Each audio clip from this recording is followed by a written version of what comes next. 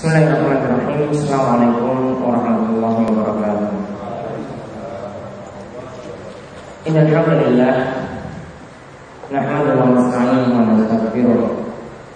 A'udzu billahi min shururi anfusina wa min sayyiati a'malina. May yahdihillahu fala mudilla lahu wa may yudlilhu fala hadiya lahu.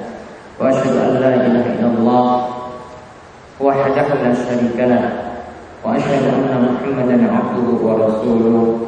Allahumma shalli ala nabiyyina wa sayyidina Muhammadin wa ala alihi wa man tabi'ahum bi ihsan ila yaumil. Baik, ikhwan fillah wa rahmatullah wa barakatuh sekalian, semoga selalu dirahmati dan diberkahi oleh Allah Subhanahu wa taala. Alhamdulillah, setelah selepas salat maghrib ini kita dipermudah lagi oleh Allah Subhanahu wa taala untuk terus mengkaji pelajaran kita dari kitab Bulughul Maram karya ulama besar kita yaitu Ibnu Hajar Al-Asqalani.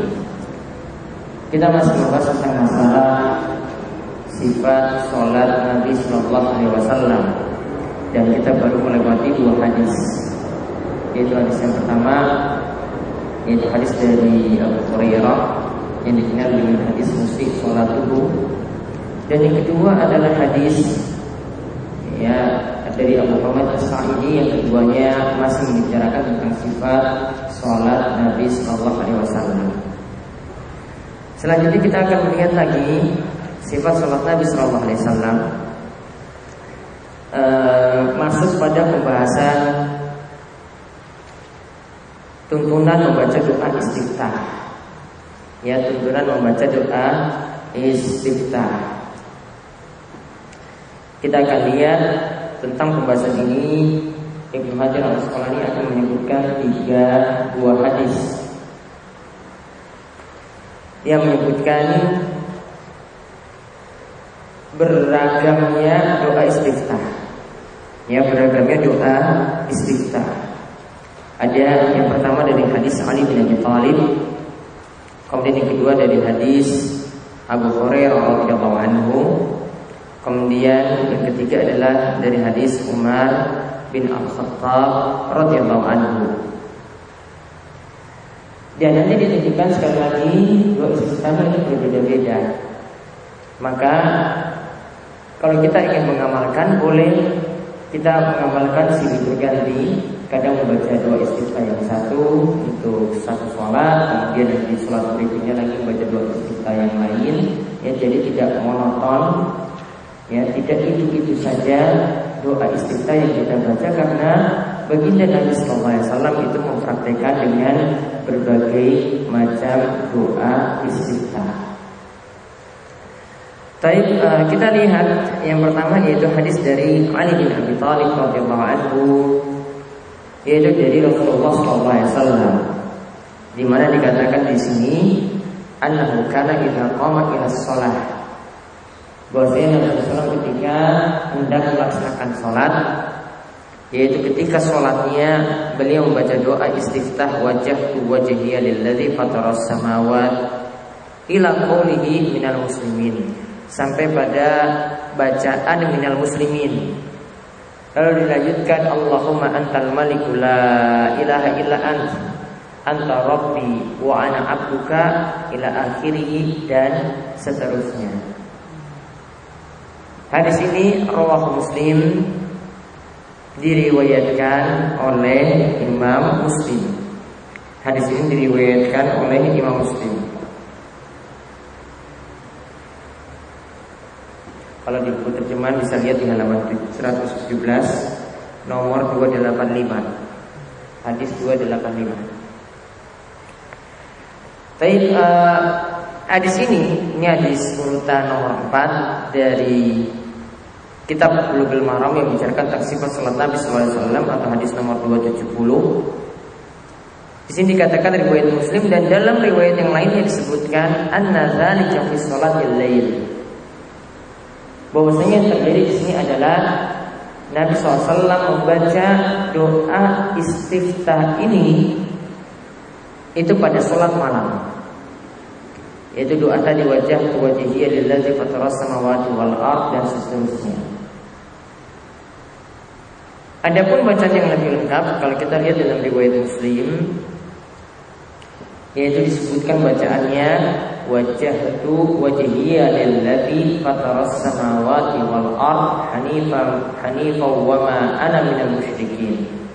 Inna sholati wa nusuki wa mahyaya wa mamati lillahi rabbil alamin la syarika lahu wa bidzalika umirtu wa ana minal muslimin.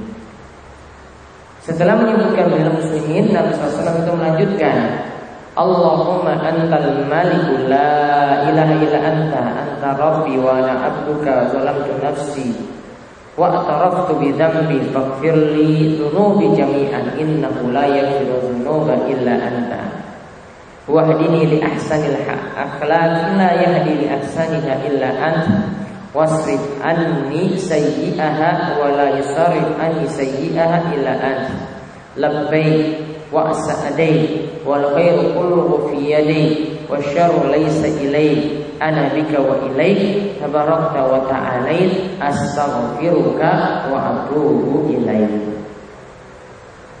Jadi doa wajah wajahnya di nazih ini bacaan doa istiftahnya panjang. Ya, ini bacaan doa istiftahnya itu panjang. Kalau kemudian atau merujuk lebih lengkap, di sini kami tidak membahas detail tentang artinya dan bacaan secara lengkapnya. Nanti bisa dilihat di kitab Hisnul Muslim karya Syekh Sa'ad bin Wahab Al-Qahtani. Syekh Sa'ad bin Wahab Al-Qahtani, dan di situ nanti ada berbagai macam doa istiftah ya, yang beliau itu sebutkan. Lebih daripada satu doa istiftah yang beliau sebutkan, insya Allah akan ditemukan doa wajhtu wajhiyya lillazi dan seterusnya. Nah, itu doa istiftah yang pertama. Kemudian hadis yang berikutnya dari Abu Hurairah radhiyallahu anhu, beliau berkata bahwasanya Rasulullah sallallahu alaihi wasallam biasanya kana Rasulullah sallallahu alaihi wasallam idza kabbara lis-sholati sakata hunayyatan. Bahwasanya Rasulullah SAW bila telah bertakbir, maka beliau sakata, diam, hunayyatan, diam sejenak. Qabla ayyaqra'a, sebelum Nabi SAW itu membaca surat. Itu surat apa? Surat Al-Fatihah. Fasa'altuhu, kemudian aku bertanya kepada beliau, yaitu Abu Hurairah itu bertanya kepada Nabi SAW. Faqal, ya, maka ketika itu Nabi SAW itu mengatakan, ketika diam itu aku membaca Allahumma ba'id baini wa baina khutayaya kama ba'adta bainal masyriqi wal maghrib. Allahumma nakkini min khutayaya kama yunaqqa thawbul abyadu minad danas. Allahumma ksilni min khatayaya bil ma'i was salji wal barad. Muttafaqun alaih. Hadis ini diriwayatkan oleh Imam Bukhari dan Muslim. Nanti faedahnya akan kita simpulkan terakhir. Kemudian doa istiftah yang disebutkan oleh Ibnu Hajar yang ketiga, yaitu hadis dari Umar radhiyallahu anhu, di mana ia mengatakan atau membaca doa istiftah, Subhanakallahumma wa bihamdika tabarakasmuka wa ta'ala jadduka wa la ilaha ghairuk. Ya, jadi doanya istiftah yang terakhir ini cukup ringkas, yaitu Umar bin Khattab ketika membaca doa istiftah, beliau itu membaca Subhanakallahumma wa bihamdika tabarakasmuka wa ta'ala jadduka wa la ilaha ghairuka. Hadis ini riwayat Muslim, diriwayatkan oleh Imam Muslim bisanadin munqati' dengan sanad yang terputus, wa Daruqutni mausulan wa mauqufun. Dan Imam Daruqutni itu mengatakan hadisnya itu tidak terputus, masih bersambung, namun sanadnya cuma dikatakan mauquf, cuma perkataan Umar bin Khattab saja. Intinya yang terakhir ini perkataan Umar dan juga masih bisa diamalkan. Ya, perkataan Umar dan masih bisa diamalkan. Bahkan kalau Syekhul Islam dan Ibnu Qayyim itu lebih cenderung pada doa istiftah yang terakhir. Barangkali mereka menilai bahwasanya hadisnya itu mausul, ya, bersambung. Kemudian ini juga tidak sampai kepada Nabi Sallallahu Alaihi Wasallam. Karena membuat-buat doa istiftah seperti ini tidak mungkin dilakukan oleh para sahabat. Ya. Dan Ibnu Qayyim dalam Zadul Ma'ad, begitu juga Ibnu Taimiyah dalam Syarah Al-Umdah itu memberikan hampir 10 alasan kenapa beliau lebih cenderung kepada doa istiftah yang terakhir ini digunakan ketika melaksanakan sholat wajib. Ya, doa istiftah yang terakhir ini digunakan untuk melaksanakan sholat wajib. Sedangkan sholat-sholat sunnah yang lainnya bisa pakai wajhiyya lillazi fatras samawati wal ard dan seterusnya. Atau yang disebutkan dalam hadis Abu Hurairah, Allahumma ba'id baini wa baina khataaya dan seterusnya. Faedah yang bisa kita ambil yang pertama,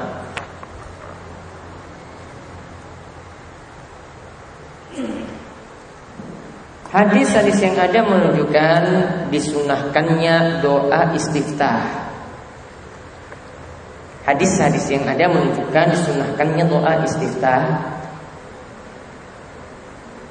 Ya, disunahkannya doa istiftah setelah takbiratul ihram. Ya, setelah takbiratul ihram. Dan ini berlaku juga untuk sholat Id. Kita ketika sholat Id itu ada pada rakaat pertama 7 takbir tambahan yang disebut dengan takbir zawaid. Pada rakaat kedua ada 5 takbir tambahan. Nah, kalau kita mau melakukan takbir tambahan tadi, doa istiftah itu di mana? Doa istiftah itu terletak setelah takbiratul ihram. Jadi kita takbir Allahu Akbar, lalu membaca doa istiftah, baru setelah itu melakukan takbir yang 7. Takbir yang 7 ini adalah selain takbiratul ihram tadi. Takbir yang 7 ini sekali lagi selain takbiratul ihram tadi. Baru setelah takbir zawaid ini dilakukan, baru setelah itu kita membaca ta'awudz, a'udzubillahi minasyaitonirrajim, lalu mulai membaca surat Al-Fatihah. Jadi doa istiftah ketika sholat Id letaknya kapan? Setelah takbiratul ihram.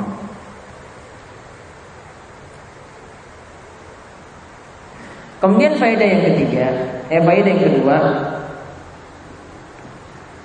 doa istiftah. Saya lebih senang menyebutnya doa istiftah karena dalam hadis disebut istiftah, bukan iftitah. Doa istiftah itu beraneka ragam atau bermacam-macam.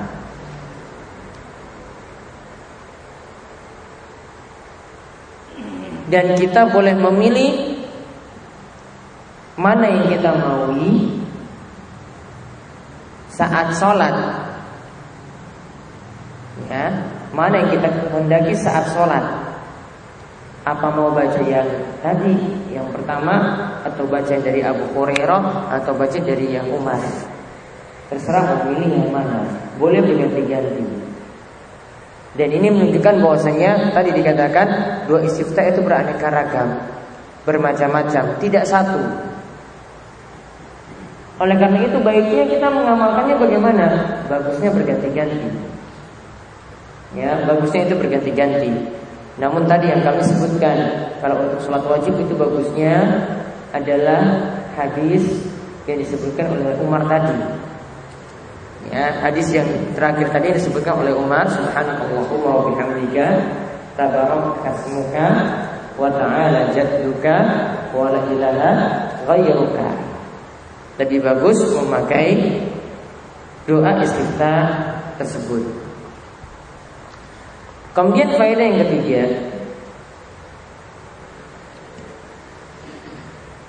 yang tadi kami sebutkan, boleh satu waktu memakai doa iftitah, dan waktu yang lain memakai doa iftitah yang lain. Boleh satu waktu memakai doa iftitah tertentu, dan satu waktu mengganti dengan yang lain.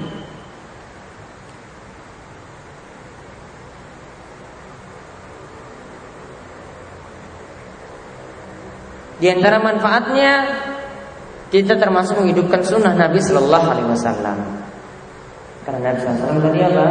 Bacanya berbeda-beda, bermacam-macam, tidak satu. Berarti baiknya dihafalkan dua istiftah lebih daripada satu. Faedah yang lainnya, kalau kita bacaannya itu tidak monoton, ya tidak satu saja, maka hati itu akan lebih mudah hadir di dalam sholat. Beda kalau cuma satu bacaan. Ya, beda jika hanya satu bacaan. Kalau satu bacaan itu terus nanti yang dibaca, jadi seakan-akan cuma lewat saja seperti itu. Ya, jadi cuma lewat saja seperti itu. Allahumma ba'id baini, ya, setiap kali sholat ya itu terus, tidak ada perasaan itu berganti-ganti, tidak ada. Jadi sholat zuhurnya itu sama, nanti sholat asarnya juga sama, sholat maghribnya juga sama, ya. Jadi dia cuma seakan-akan menunaikan kewajiban saja. Jadi hati itu kadang tidak hadir tatkala itu. Pokoknya saya sholat. Kalau dia berganti-ganti, ya dia sengaja ganti doa istiftahnya, maka dia akan lebih mudah menghadirkan hati. Wah, ini sekarang saya baca wajah tu wajhiyya lillazi fatara samawati wal ardh Hanifah muslimah wa ana minal musyrikin. Dia baca seterusnya. Maghrib dia baca yang ringkas tadi, ya, dia baca yang hadis Umar tadi. Kemudian nanti Isya dia ganti lagi. Maka nanti ibadahnya bukan hanya lewat begitu saja, bukan. Ya, bukan hanya lewat begitu saja. Namun dia pasti akan terbetik dalam hatinya, oh ini yang saya baca. Jadi saya harus merenungkan doa istiftah ini.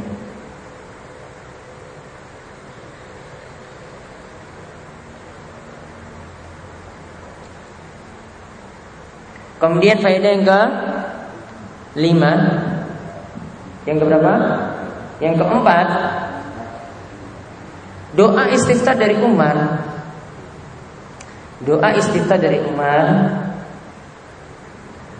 itu lebih utama dibaca ketika sholat wajib. Lebih utama dibaca ketika sholat wajib. Dan ada 10 alasan yang disebutkan oleh Ibnu Qayyim. Di antaranya adalah karena Umar membaca doa istiftah tersebut sambil dikeraskan, biar para sahabat itu tahu. Umar bin Khattab itu mengajarkannya pernah sambil dikeraskan, biar apa? Para sahabat itu tahu. Jadi dia keraskan bacaannya ketika dia melaksanakan sholat. Ya, dia takbir Allahu Akbar, lalu dia menyebutkan subhanakallahumma wa bihamdika tabaraka ismuka wa ta'ala jadduka wa la ilaha ghairuk. Dia sengaja keraskan dalam sholat wajib tadi.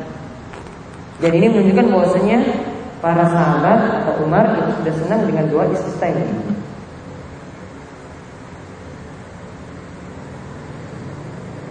Dan alasan yang lainnya lagi karena doa istiftah ini terdapat pujian-pujian kepada Allah Subhanahu wa taala. Ya, subhanakallahumma bihamdika tabaraka ismuka wa ta'ala jadduka wa la ilaha ghairuk. Di awal-awal itu dikatakan maksudnya engkau ya Allah, segala puji untukmu. Allah dipuji, disanjung, disucikan dari yang jelek-jelek. Allah dipuji-puji terlebih dahulu.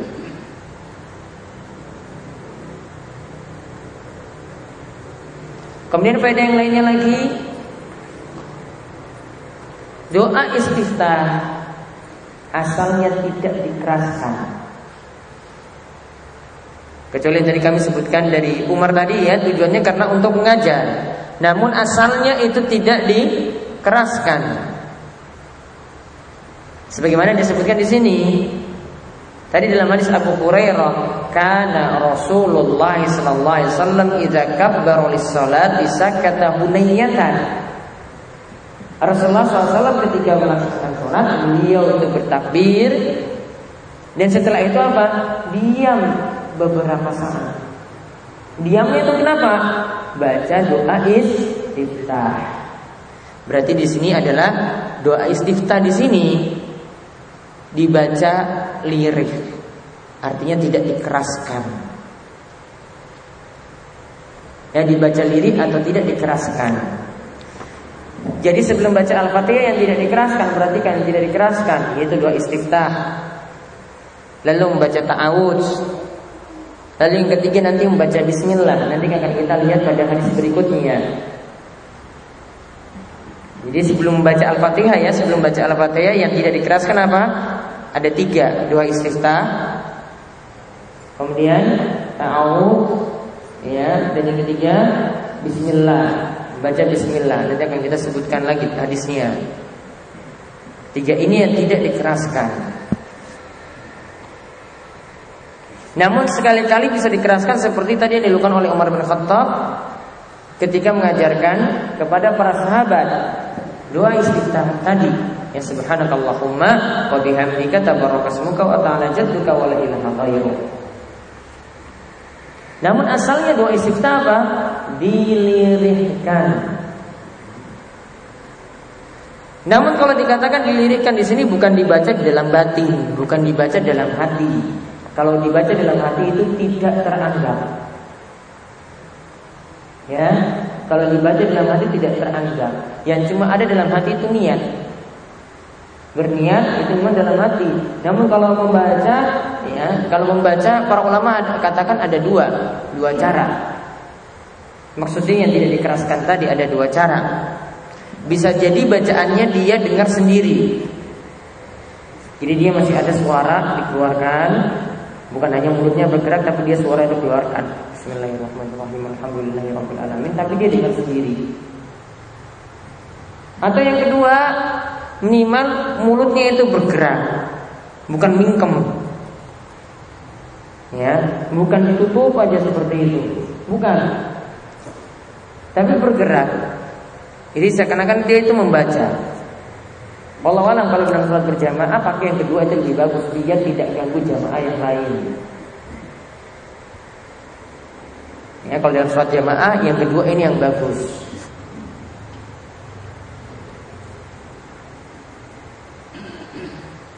Nah, itu tentang pembahasan doa istiftah. Jadi intinya doa istiftah tadi itu berbagai macam. Boleh kita memilih apa yang kita hafal, kita bisa milih salah satunya. Namun bagusnya itu semuanya itu dihafalkan kemudian dibaca berganti-ganti. Jadi sholat maghrib itu berbeda misalnya, ganti nanti sholat isya juga berbeda. Sholat malam nanti dia baca yang panjang tadi, wajah wajhihi lillazi fatara samawati wal ardi fa muslima wa ana minal musyrikin dan seterusnya. Dia baca seperti itu, ganti-ganti, itu lebih bagus. Ya, kata Syekh Abdullah Al-Fauzan di sini, beliau katakan itu lebih menghidupkan sunnah. Karena Nabi SAW bacaannya bukan satu. Ini terjadi juga ketika doa rukuk juga demikian, doa ketika bangkit dari rukuk juga demikian, doa ketika sujud juga demikian. Nabi SAW bacaannya bukan satu. Ya, Nabi SAW itu bacanya bukan satu. Maka kita boleh berganti-ganti bacaannya. Nanti akan kita lihat juga tentang bacaan-bacaan rukuk dan sujud, ya, nanti pada hadis-hadis berikutnya. Taib selanjutnya kita lihat tentang setelah doa istiftah, kita melihat tentang ta'awudz.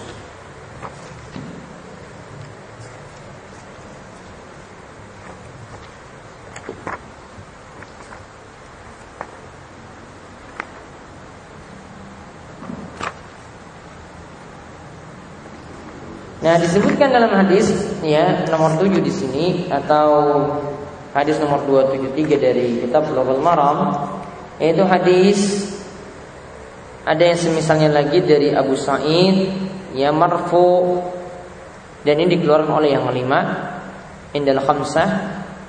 Wa fi, di dalam hadis tersebut disebutkan wa kana yaqulu ba'da takbir. Nabi SAW itu mengucapkan setelah takbir, beliau membaca ta'awudz, bentuknya a'udzubillahi samii'il alim minasyaitonir rajim min hamzihi wa nafthihi wa nafthihi. Jadi Nabi SAW itu membaca ta'awudz, a'udzubillahi samii'il alim minasyaitonir rajim min hamzihi wa nafthihi wa nafthihi.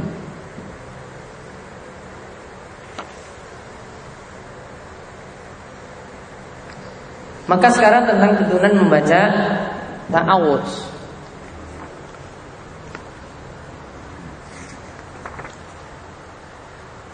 Faedah yang bisa kita ambil yang pertama, disunahkan membaca ta'awudz setelah takbiratul ihram dan setelah membaca doa istiftah. Disunahkan membaca ta'awudz setelah takbiratul ihram dan setelah membaca doa istiftah. Baru setelah itu membaca ta'awudz yang tadi itu disebutkan.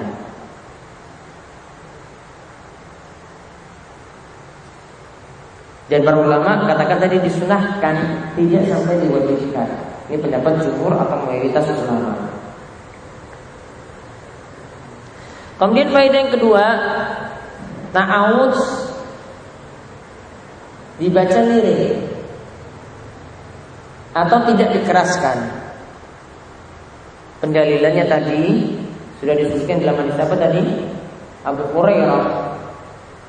Bahwasanya Abu Hurairah katakan Nabi SAW melaksanakan salat, beliau sakata, beliau diam beberapa saat. Dan ketika itu yang dibaca tadi doa istiftah, dan seterusnya itu ada ta'awudz, dan juga seterusnya itu ada bismillah.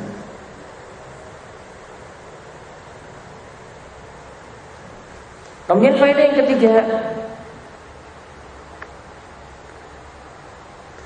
As-Sami' dan Al-Alim, Maha mendengar dan Maha mengetahui, itu adalah di antara nama Allah. Karena dalam doa tadi disebutkan a'udzubillahi samii'il alim. Aku berlindung kepada Allah, ya, As-Sami' yang Maha mendengar, Al-Alim yang Maha mengetahui. Karena kita cuma boleh, manusia itu cuma boleh meminta perlindungan kepada Allah dan nama-namanya saja, berarti apa yang disebutkan tadi As-Sami' Al-Alim itu maksud nama Allah.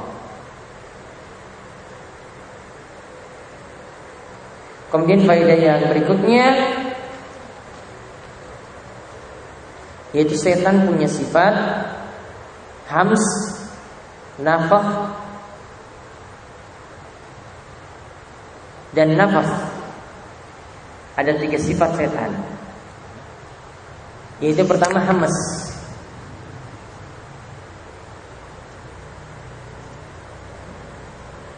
Yang dimaksudkan hamas, yaitu setan menggoda manusia dalam maksiat. Setan itu menggoda manusia dalam maksiat.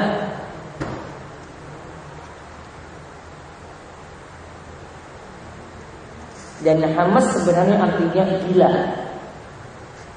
Jadi setan itu menggoda manusia itu supaya jadi tidak sadar. Jadi kita berlindung kepada Allah Subhanahu wa taala dari kelakuan setan seperti itu. Gara-gara tidak sadarnya ini, maka dia itu mudah melakukan maksiat, lupa ketika itu.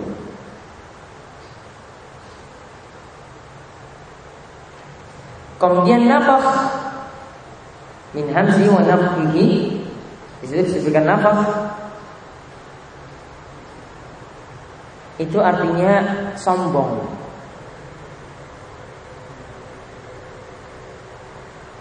Kalau hamas itu tadi kegilaan, ya nanti akhirnya itu membuat manusia itu mudah bermaksiat. kalau kibr itu sombong.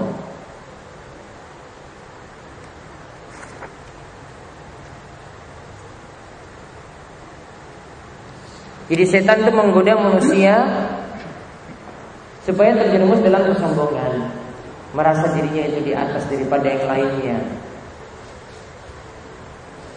Maka ketika kita membaca auzubillahi samiil alim minasyaitonir rajim min hamzi wa nafthi, maka itu artinya kita meminta perlindungan pada Allah agar setan tidak membuat kita jadi sombong. Kemudian yang ketiga, nafas.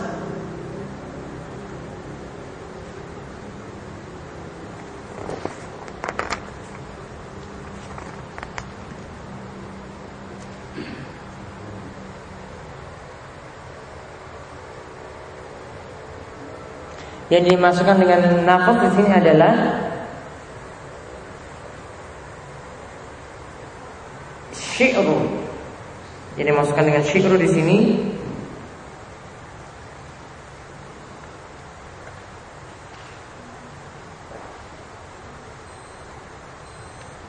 yaitu rayuan.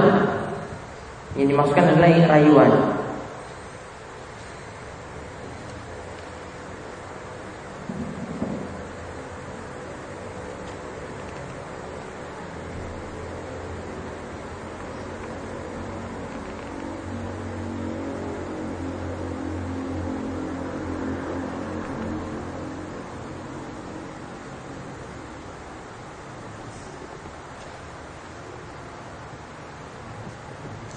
Rayuan atau pujian.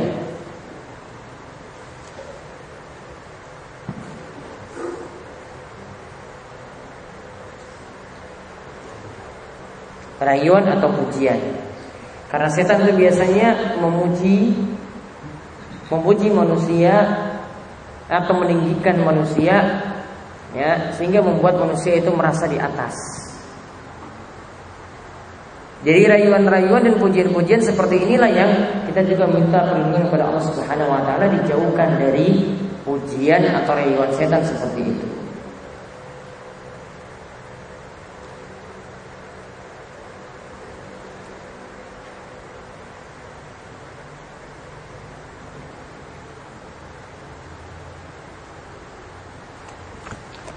Nah, kemudian selanjutnya kita lihat hadis lagi berikutnya setelah kita melihat ta'awud seperti itu.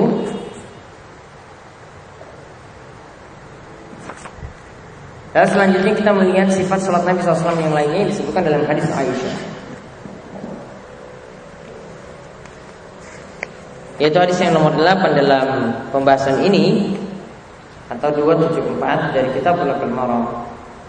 Disebutkan an Aisyah radhiyallahu anha, dari sahabat Aisyah radhiyallahu anha, qalat, ia berkata, kana Rasulullah sallallahu alaihi wasallam yastaftihu as-salata bitakbir.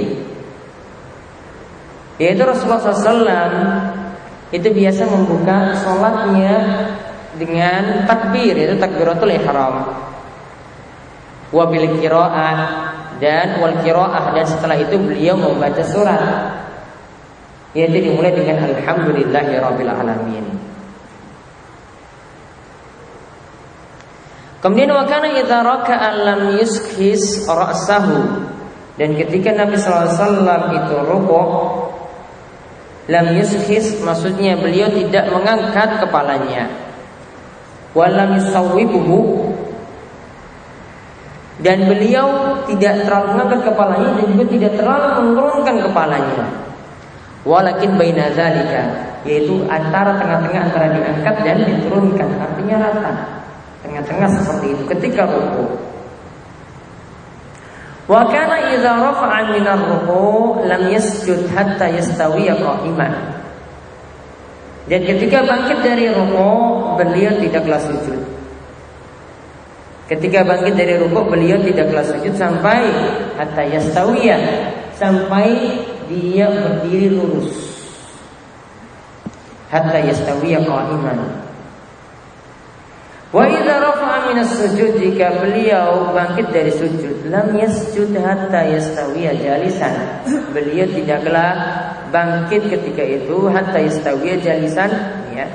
Ketika beliau itu bangkit dari sujud, rafa'a minas sujud, bangkit dari sujud, beliau tidak sujud lagi sampai beliau duduk, ya, dengan lurus, tegak.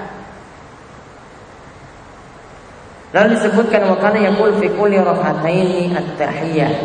Setiap 2 rakaat beliau menyebutkan tahiyat. Wa kana yaftarishu rijlahu al-yusra wa yansibul yumna. Beliau ketika duduk itu menegakkan, ya, yafrishu rijlahu al-yusra, ya, kaki kiri itu diduduki, wa yansibul yumna, dan kaki kanan itu ditegakkan. Wa kana yanha an uqbati syaitan. Ya, dan beliau itu melarang, ya, dari uqbah. Uqbah yang dimaksudkan di sini adalah yaitu cara duduknya syaitan,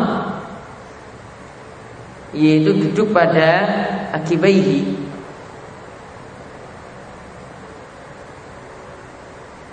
Yaitu maksudnya adalah kedua kakinya itu dibuka di tanah.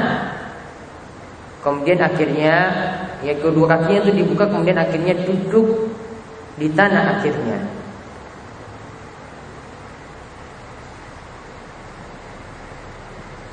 Jadi kedua kaki itu dibuka, kanan dan kiri itu dibuka, kemudian bokongnya itu di tanah dulu, jadi di tanah, ya, tanpa menduduki kaki, seperti duduknya anjing maksudnya. Ada salah satu pendapat seperti itu. Kemudian disebutkan lagi wa yanna ayyaftarisha ar-rajulu zira'aihi iftirasha as-sabu'. Dan Nabi SAW itu melarang seseorang itu duduk iftirash seperti duduknya hewan buas. Wa kana yahtimus shalah bitaslim, dan Nabi SAW itu menutup salat dengan salam. Dan hadis ini dikatakan akhrajahu Muslim walahu illah, dikeluarkan oleh Imam Muslim, namun hadis ini memiliki illah. Penjelasannya nanti insyaallah akan kita bahas sedikit nanti sudah selesai. Sallallahu alaihi Muhammad wa ala alihi wasallam. Alhamdulillahirabbil alamin.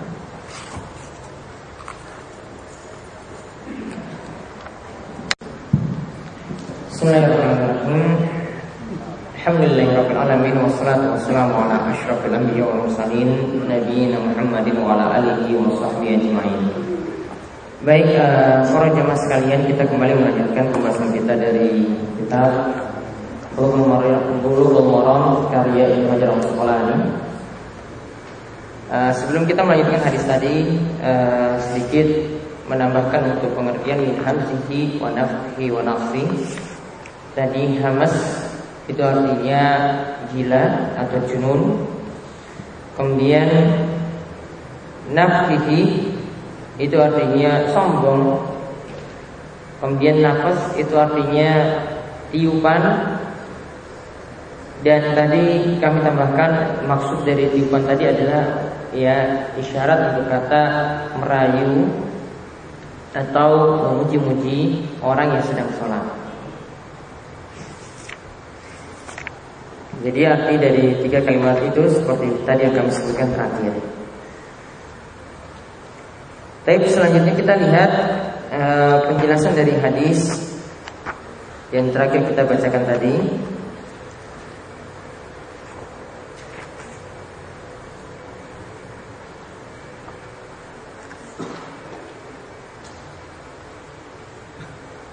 Yaitu hadis Aisyah radhiyallahu anha,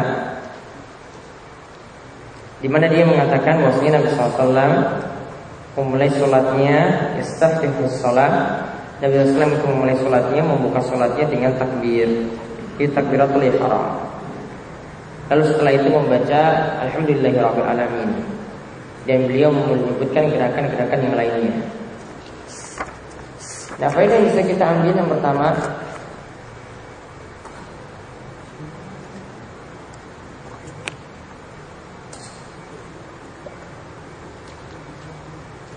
disunahkannya doa istiftah setelah takbiratul ihram. disunahkannya doa istiftah setelah takbiratul ihram.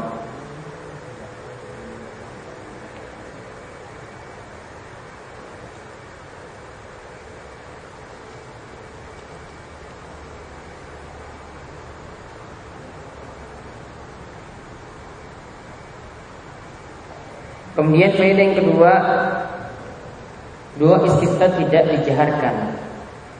Doa istiftah tidak dikeraskan atau dijaharkan. Karena setelah Nabi SAW itu menyebutkan takbir langsung baca surat. Karena takbir itu dikeraskan, baca surat Al-Fatihah itu dikeraskan. Di antara dua itu tadi ya tidak diperintahkan untuk dikeraskan, maka doa istiftah juga tidak diperintahkan untuk dikeraskan. Tadi yang kami katakan misalnya sebelum surat Al-Fatihah ada 3 hal yang tidak dikeraskan, yaitu membaca doa istiftah, kemudian membaca ta'awuz, dan membaca bismillah. Kemudian faedah yang ketiga,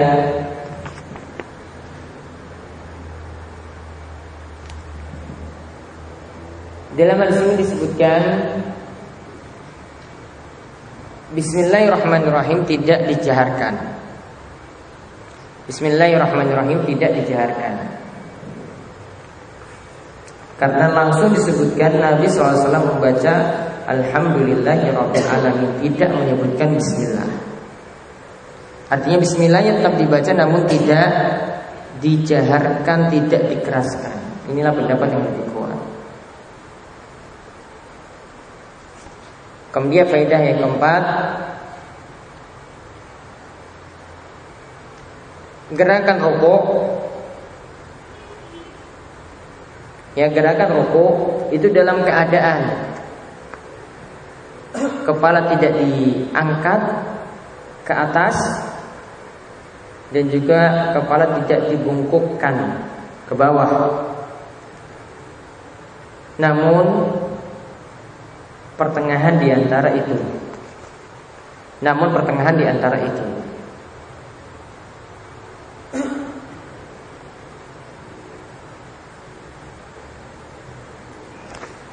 Faedah yang kelima,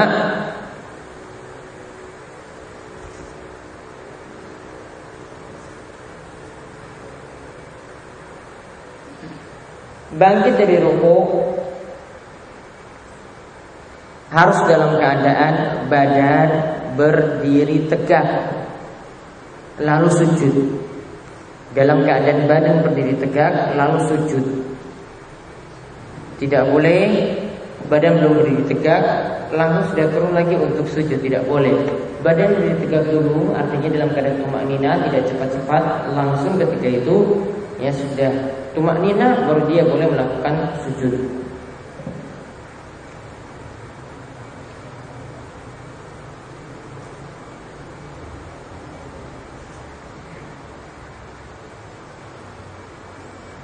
Kemudian faedah yang ke-6,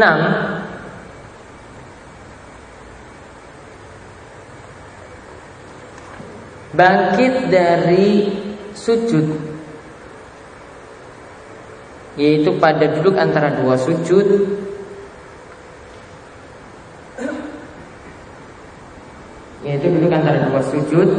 dilakukan dalam keadaan badan duduk tegak. Karena dikatakan hasta yastawiya jalisan, sampai duduknya itu tegak. Kalau belum sempurna maka jangan dulu turun lagi.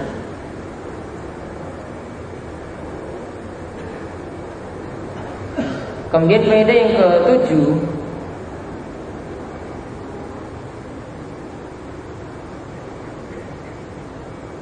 diperintahkan bertasyahud setiap 2 rakaat. Diperintahkan bertasyahud setiap 2 rakaat. Yang membaca tasyahud atau melakukan tasyahud setiap 2 rakaat. Jadi pada rakaat kedua dan tasyahud, kemudian pada rakaat keempat juga seperti itu.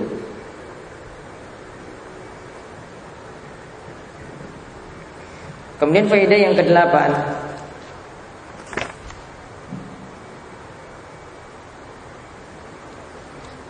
duduk, ya, duduk di dalam sholat adalah duduk iftirash. Duduk iftirash, kecuali pada tasyahud akhir. Kecuali pada tasyahud akhir, duduknya adalah duduk iftirash. Duduk iftirash itu apa? Yang kemarin sudah kita jelaskan. Ya, kaki kiri diduduki, kaki kanan ditegakkan, seperti halnya kita melakukan, ya, duduk antara dua sujud. Ya, seperti halnya kita melakukan duduk antara dua sujud.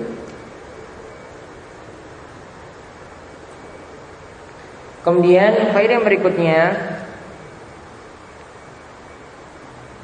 yang ke-9, larangan menyerupai setan di dalam duduk dan juga dalam hal-hal yang lainnya. Larangan menyerupai setan dalam duduk dan juga hal-hal yang lainnya. Nah, tadi dikatakan dalam hadis wa kana yanha an uqbatis syaitan, dilarang duduk seperti cara duduknya syaitan. Dikatakan uqbah itu maksudnya disebut juga dengan duduk iqa. Namun iqa-nya bukan seperti dalam hadis Ibnu Abbas yang kita lakukan, ya, ketika duduk antara dua sujud misalnya, kedua kaki itu ditegakkan. Bukan seperti ini, bukan. Nanti ada penjelasannya sendiri, kata Syekh Muhammad bin Shalih Al-Utsaimin dalam kitab Bulughul Maram, ada penjelasannya sendiri. Iqa ini bukan yang dimaksud. Namun bisa jadi yang dimaksud tadi ada beberapa tafsiran. Kedua kakinya dibuka, ya, kanan dibuka, kemudian kiri dibuka lagi, lalu bokongnya itu duduk di lantai. Ada beberapa tafsiran seperti itu.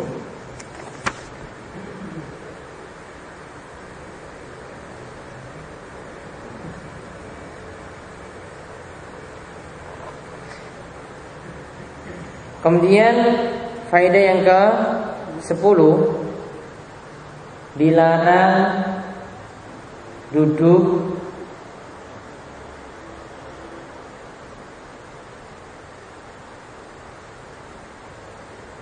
seperti duduknya binatang buas.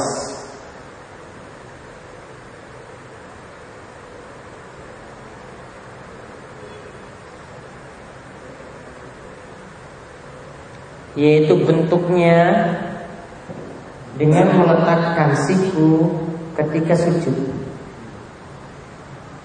Ya, meletakkan siku ini ketika sujud. Jadi menempel sikunya ini di lantai. Jadi harusnya diangkat. Sikunya tadi itu diangkat. Itu dinamakan dengan yaftarish al-musalli zira'aihi. Ya, iftirasnya binatang buas. Artinya binatang buas itu duduknya seperti ini. Maksudnya duduk atau sujudnya itu seperti itu. Jadi dilarang saat sujud. Jadi diangkat sikunya tadi saat sujud.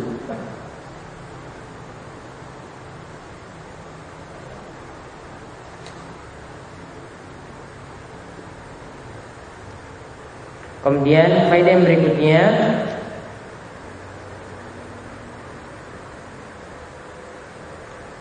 penutup sholat itu adalah salam. Penutup sholat itu adalah salam.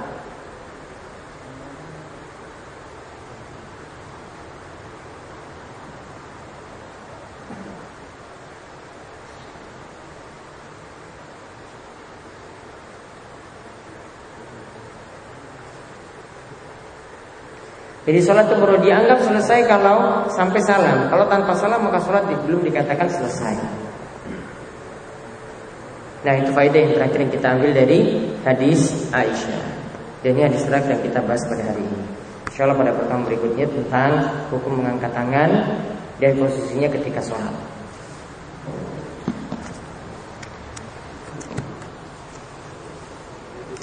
Baik, silakan tutup. Mungkin ada pertanyaan, monggo. Ya.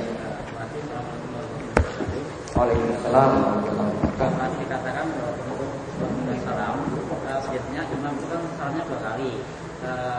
Ketika saya sekolah dulu, salam yang pertama sudah salam wajib, yang kedua salam sunat.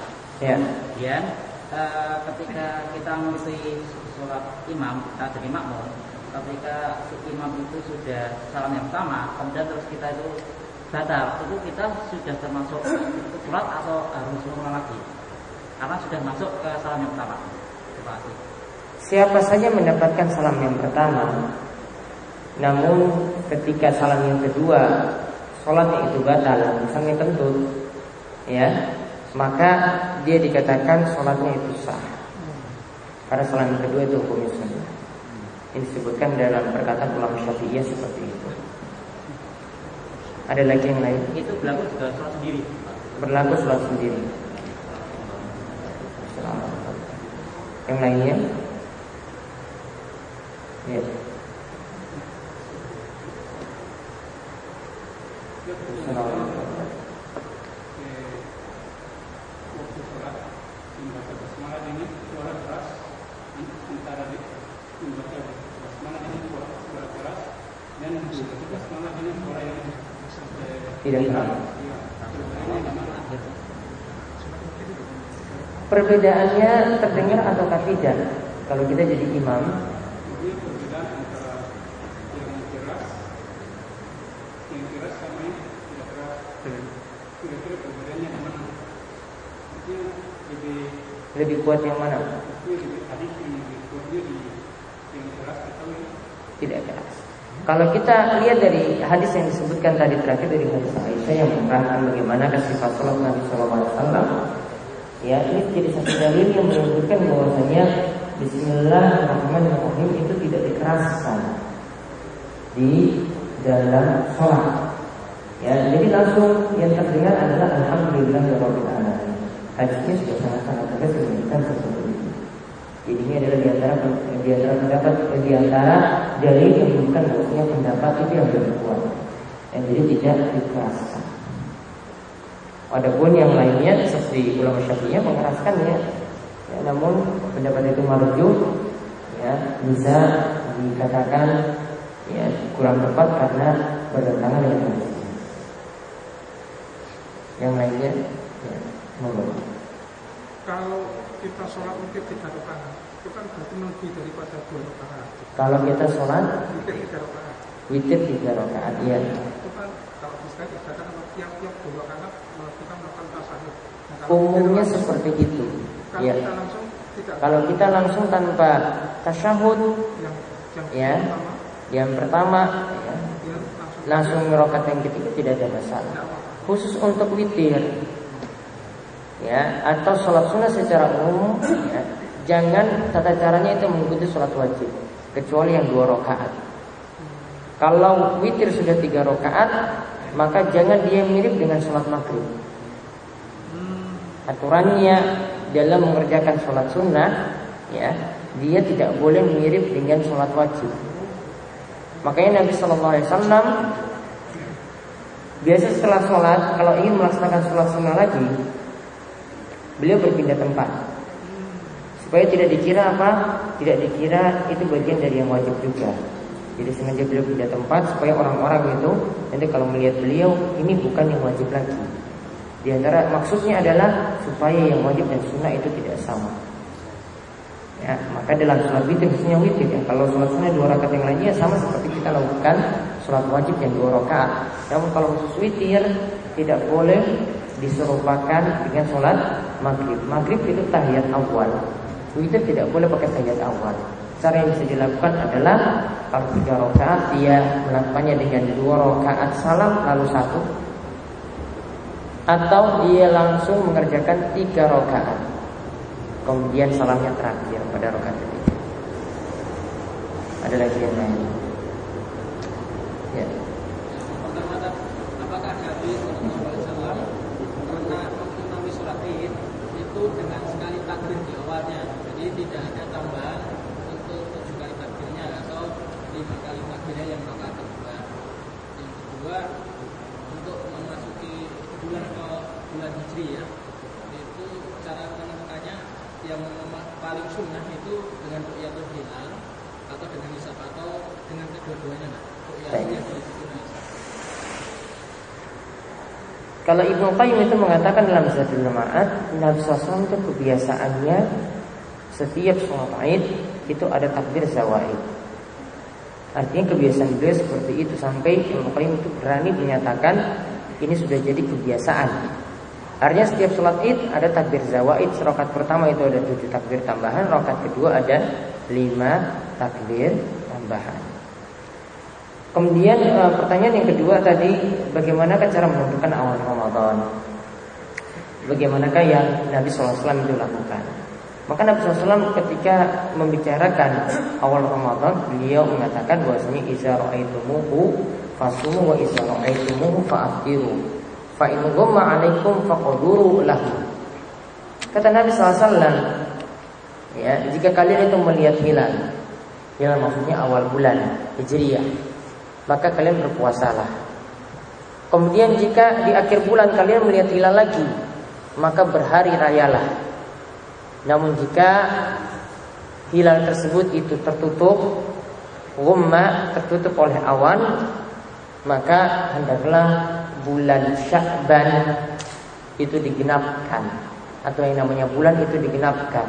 Kalau 29 digenapkan jadi 30, karena bulan Hijriah cuma 29 atau 30. Dalil ini menunjukkan bahwasanya yang sesuai dengan sunnah cuma ada 2 cara. 2 cara menentukan awal Ramadan. Yaitu yang pertama, menentukannya adalah dengan ru'yatul hilal langsung, melihat hilal langsung dengan mata telanjang. Kemudian cara yang kedua adalah menggenapkan bulan Sya'ban menjadi 30 hari ketika tidak terlihat hilal. 2 cara ini saja yang ada berdasarkan tekstual hadis. Adapun hisab yang digunakan saat ini itu cuma cara membantu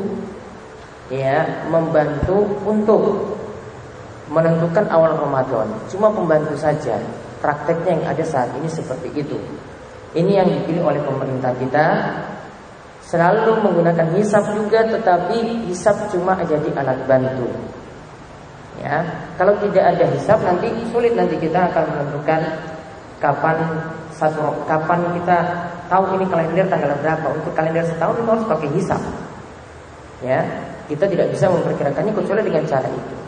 Namun kalau mau menentukan pastinya, maka setiap bulan itu harus dengan melihat hilal. Maka kadang ada ralat. Ya, ralat. Ya, biasanya seperti itu, ada ralat. Ini 1 Ramadan ya misalnya, atau 1 Sya'ban yang tanggal ini di kalender, dilihat hilal belum muncul, maka 1 Sya'ban ini diralat. Jadi jangan kita katakan bahwasanya metode hilal di sini metode kuno, bukan. Ini menjalankan perintah Nabi Shallallahu Alaihi Wasallam, "Iza ra'aitumuhu fasumu wa iza ra'aitumuhu fa'afsiru." Ini metode Nabi Shallallahu Alaihi Wasallam. Ya, jadi menentukan awal bulan itu dengan melihat langsung hilal tadi. Ini bukan cara kuno. Adapun tadi hisab, kami tegaskan lagi, itu adalah cara membantu, bukan dijadikan patokan utama. Kalau dijadikan patokan utama tidak sesuai dengan hadis Nabi SAW. Dan ada 2 metode hisab yang digunakan di negeri kita, ya. Ini jadi 2 rujukan atau 2 metode yang dipakai oleh 2 organisasi besar yang ada di negeri kita. Dua-duanya itu punya cara metode yang berbeda. Yaitu yang pertama adalah metode wujudul hilal. Ya, wujudul hilal. Kemudian yang kedua adalah metode imkan ru'yah. Metode yang pertama wujudul hilal, artinya hilal itu pokoknya ada, mau terlihat ataukah tidak, pokoknya besok mulai puasa atau besok mulai hari raya, yang penting ada. Metode yang kedua adalah imkan ru'yah, artinya pokoknya hilal itu terlihat, adanya itu seperti dianggap tidak ada. Ya, adanya hilal itu dianggap tidak ada, karena patokannya adalah melihatnya. Jadi kalau hilal itu belum terlihat, maka tidak kita katakan ya besok itu puasa. Ya, maka di situ para ulama itu beristihad, ya, dengan derajat sekian itu hilal bisa terlihat. Nah, kalau pakai metode yang pertama tadi, ini metode yang lemah. Kenapa metode yang lemah? Karena tidak sesuai dengan tekstual hadis. Jadi apa-apa kita kembalikan ke hadis lagi.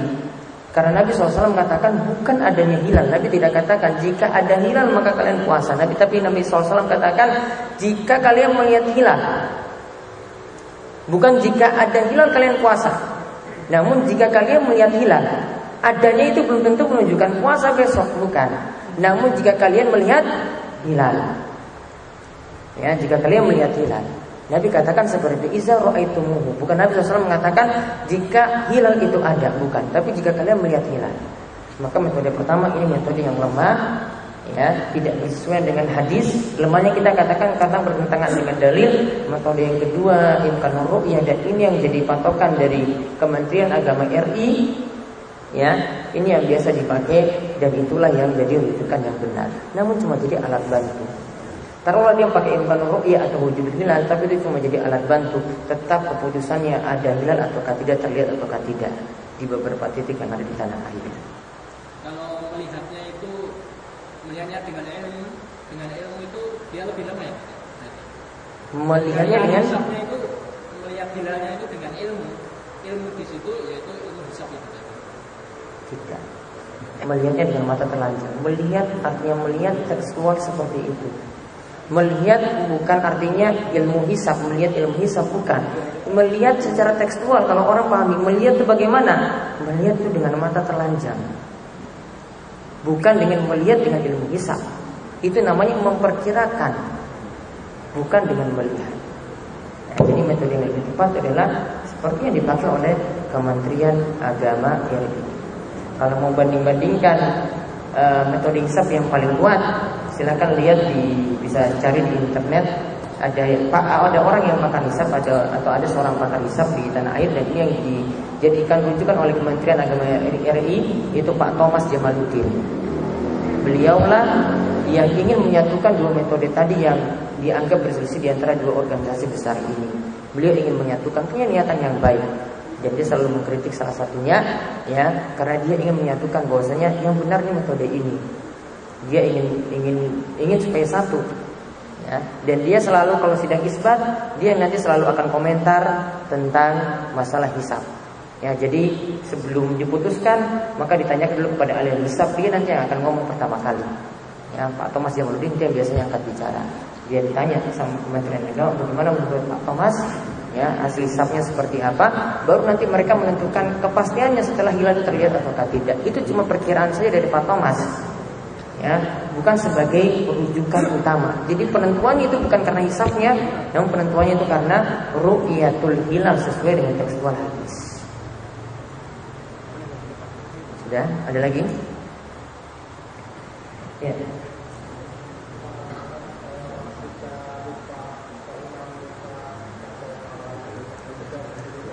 Ya.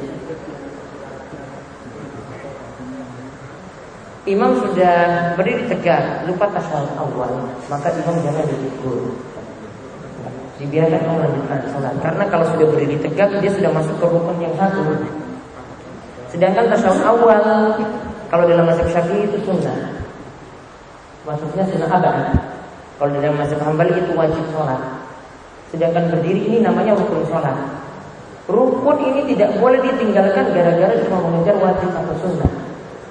Nah, lagi rukun ini, berdiri ini tidak boleh ditinggalkan gara-gara cuma mengejar wajib atau sunnah. Sehingga ya tidak boleh kembali. Kalau kembali sholatnya batal. Jadi jamaah harus paham, jangan ditegur kalau imam sudah terlanjur berdiri. Jadi biarkan imam terus lanjutkan sholatnya sampai selesai. Misalnya kalau 4 rakaat, nanti kalau sudah salam atau sebelum sudah baca tahiyat, sebelum salam imam terus ditambah 2 kali sujud.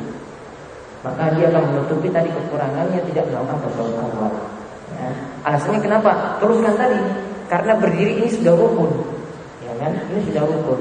Sedangkan kembali ke tasyahud awal tadi, tasyahud awal itu cuma sunnah. Dalam mazhab Syafi'i sunnah abad. Dalam mazhab Hambali itu wajib sholat. Wajib sholat ini masih kalah tingginya dengan rukun sholat. Tidak boleh rukun sholat ini digalakkan gara-gara cuma mengejar sunnah. Ya, sehingga tidak boleh kembali. Jadi sholatnya teruskan terus, nanti terakhir baru sujud sahwi. Sholat sendiri juga demikian. Ada lagi. Jadi kalau alasannya sudah berdiri, namun kalau dia baru ngangkat bokongnya saja, mau bangkit itu belum sempat berdiri maka tetap duduk. Ada lagi yang lainnya? Ya.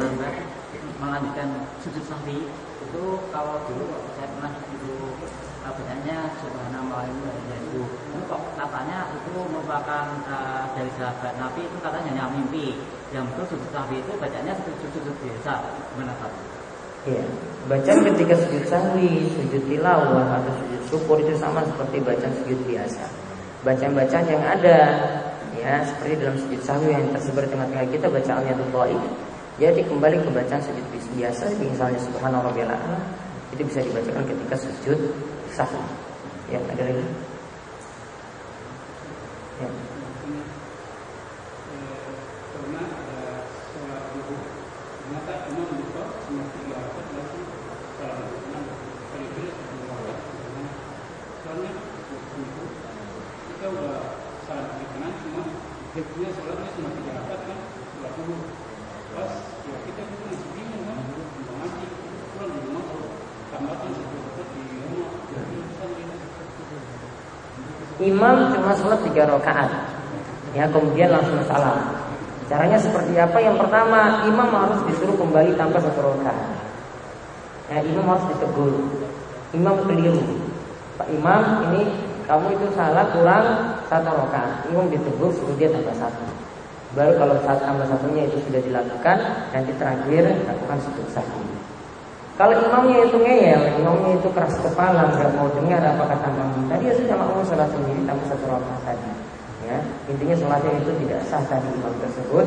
Ya, kalau sudah diingatkan tapi masih tetap keras kepala seperti itu. Jadi tugasnya tambah 1. Ada lagi? Ya. Setelah takbiratul ihram, kemudian membaca istiftah dan ta'awuz. Apabila di sini apabila membacanya disunahkan baca ta'awuz setelah takbiratul ihram dan membaca doa istiftah. Namun apabila di sini setelah takbiratul ihram kemudian ta'awuz baru doa istiftah, bagaimana? Dibalik begitu. Ta'awuz itu pokoknya untuk memulai surat. Fa iza qara'tal Qur'an fasta'iz billahi minasyaitonir rajim. Jika kalian itu ingin membaca Al-Qur'an, maka bacalah ta'awuz, meminta perlindungan kepada Allah dari setan yang terkutuk. Jadi sebenarnya posisinya itu ta'awuz itu sebelum baca surat. Setelah takbir itu baru doa istiftah. Kalau terjadi seperti itu sholatnya tidak batal karena ini bagian dari sunnah sholat. Ya, ini bagian dari sunnah sholat, tidak sampai membatalkan sholat. Kalau alam, jadi cukup dia lanjutkan ya, tadi. Ya, mungkin yang pertama itu dia tinggal lanjutkan lagi baca doa istiftah dulu, baru setelah itu baca ta'awudz, baru kemudian baca surat. Ada lagi? Ya.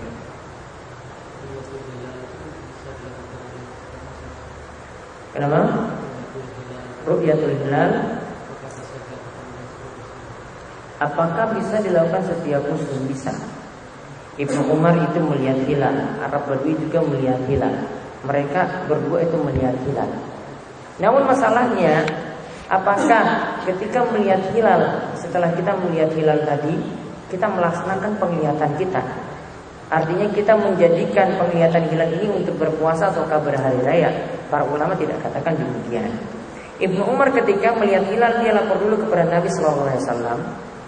Kemudian Nabi SAW menerima persaksian dari Ibnu Umar, kemudian lalu dilaksanakan puasa besok. Arab Badui juga demikian. Arab Badui itu tidak laporkan dulu ke masanya yang banyak untuk berpuasa, tidak. Namun dari Arab Badui ini melihat hilal, dilapor dulu kepada Nabi SAW yang punya kuasa, yang punya pemerintah, yang punya perintah. Ya, lalu setelah itu Nabi SAW memerintahkan kepada Bilal supaya umumkan kepada jamaah kaum muslimin untuk berpuasa besok. Jadi ini jadi wewenang untuk memutuskan, ini adalah jadi wewenang yang punya kuasa itu pemerintah. Ini sudah diambil dari hadis Ibnu Umar maupun dari hadis Arab Badui tadi.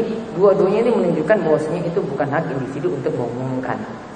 Maka para ulama punya pembahasan ya ketika membahas masalah hilal ini. Misalnya saya lihat sendiri ya, dan untuk bulan Ramadan itu boleh persaksian sendiri ya. Maka bagaimana dengan persaksian tersebut jika dia melihat hilal sendiri apakah dia mengamalkan hasil penglihatannya ataukah tidak? Para ulama berselisih sampai 3 pendapat.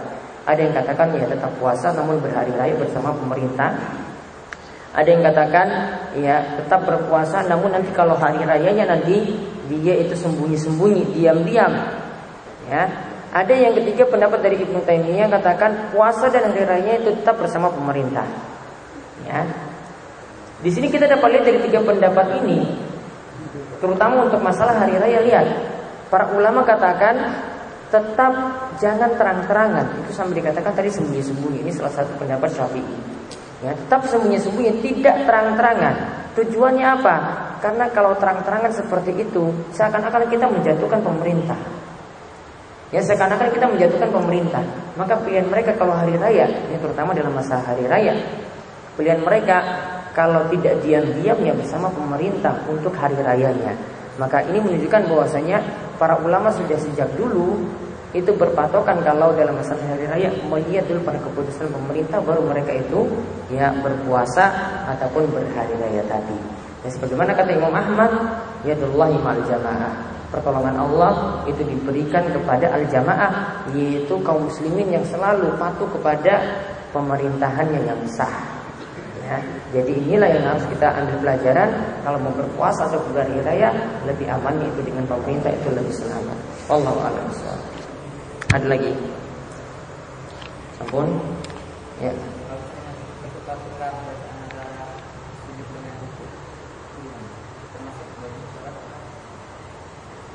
Kalau dalam mazhab Hambali harus sujud sahwi, tapi kalau Syafi'i itu masuk sunnah hay'ah, tidak sujud sahwi.